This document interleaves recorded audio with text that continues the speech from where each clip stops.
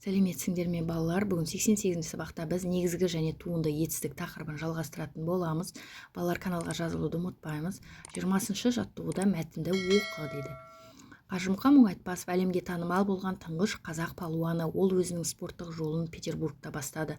Қажымқан Франция, Германия, Бельгия, Түркия, Америка сияқты ірі мемлекеттерде өткен белдесулерде жеңіске жетті.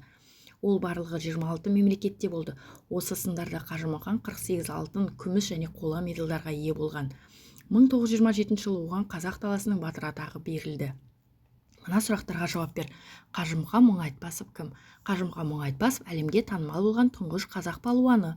Ол спорттық жолын қайда бастады? Ол Петербургта бастады, Одан кейін қай мемлекеттерде өткен белдесулерде жеңімпаз болды? Қажымқан Франция, Германия, Бельгия, Түркия, Америка сияқты ірі мемлекеттерде өткен белдесуде жеңіске жетті.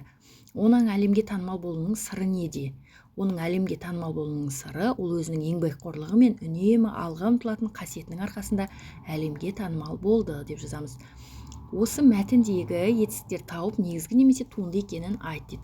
Бұл жерде негізгі етістік ол жетті, болды, берілді. Яғни түбір сөзден жасалған. Ал енді туынды етістік жұрнақ қосылған, ол басталды деген сөз. Бас деген түбір сөзге та деген жұрнақ, ды деген жалғау жалғанған. Енді 21-ші жаттығуда берілген зат есімдерден туынды зат есім жасап шығар дейді. Кезек тес дейміз, жыр, жырла, ой, ойла, шеге, шегеле, би, биле, тұз, тұзда. Осыған 2-3 туынды етістіктен сөйлем құрап жаз дейді. Мысалы, қандай жазсақ болады? Айбек пен Айша кітапты кезектесіп оқыды. Ақын халықтың мұңын жырлады. Мен бүгін күні бойы армандарым туралы ойладым. Әкем шегеледі.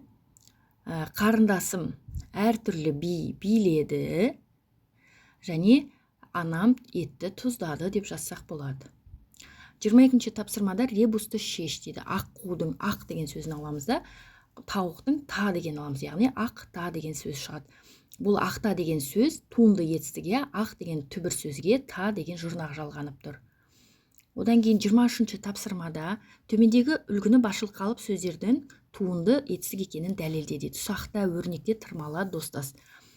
Мысалы, ақта туынды етістік өйткені оның түбірі ақ сөзі сын есім, оған та жұрнағы жалғанып қимылды білдіріп тұр. Сондықтан ол туынды етістік болады.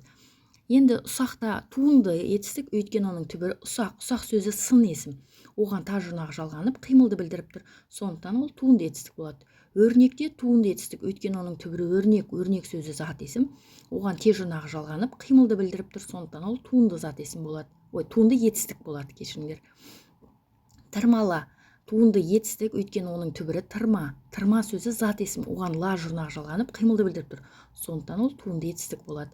Достас туынды етістік өйткені оның түбірі дос сөзі зат есім, оған тас жұрнағы жалғанып қимылды білдіріп тұр. Сондықтан ол туынды зат есім болады деп жазыңдар. Балалар, сонымен бүгінгі сабағымыз аяқталды. Сабағын осы лайк қоюды ұмытпаймыз. Келесі жаңа сабақтарда кездескенше сау болыңдар.